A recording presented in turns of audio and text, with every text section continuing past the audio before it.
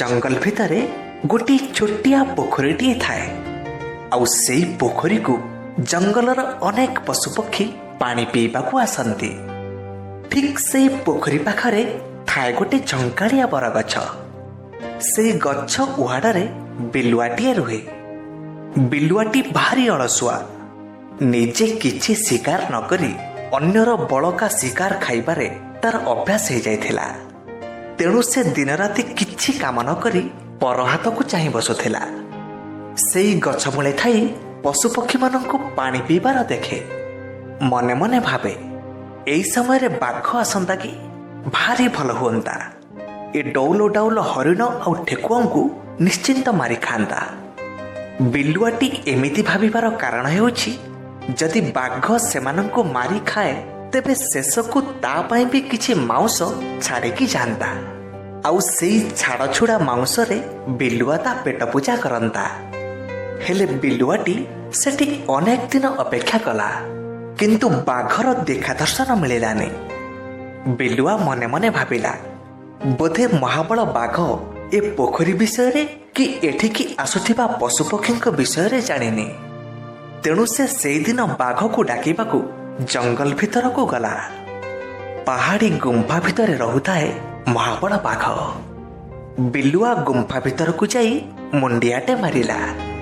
तापरे बाघ पचारिला, कौन है तोर? बिलुआ कहिला, महाराज मु आपनंकु गोटे खुशी खबर दबाकू आसीछि। जदि आपण आज्ञा देबे ताहाले कहिबी। बाघ कहिला, हौ कह, कौन खुशी खबर अछि कह।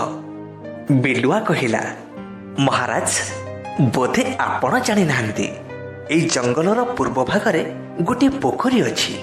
आउ सेई पोखरी को प्रत्येक दिन अनेक जीवजंतु पानी पीवा को आसुचंती। जदि आपण सेठिकी जिबे तेबे मन इच्छा पेट भरी कौड़िया मांस खाइबे।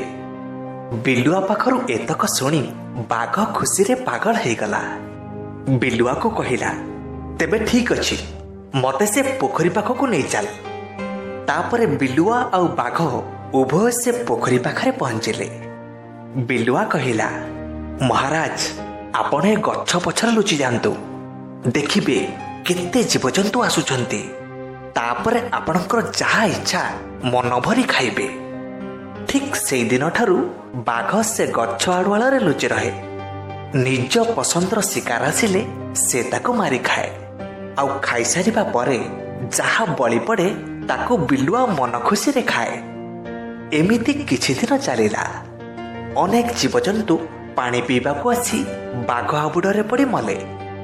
धीरे धीरे ए कथा जंगल सारा व्यापी गला। तापरे से पोखरी कूल को आउ केही पानी पीवा को आसिलेनी। बाघ अपेक्षा करी करी पुणी जंगल भीतर को चलीगला। हेले एपटे बिलुआर बसी खाइबार बाट सबुदिन पाई बंद हो गला। एथर बिलुआर चेता पशिला, केते दिन आउ अन्य उपरे निर्भर करी चलिबो। सेई दिनठू बिलुआ ता सख्य मुताबक शिकार करी खाइला।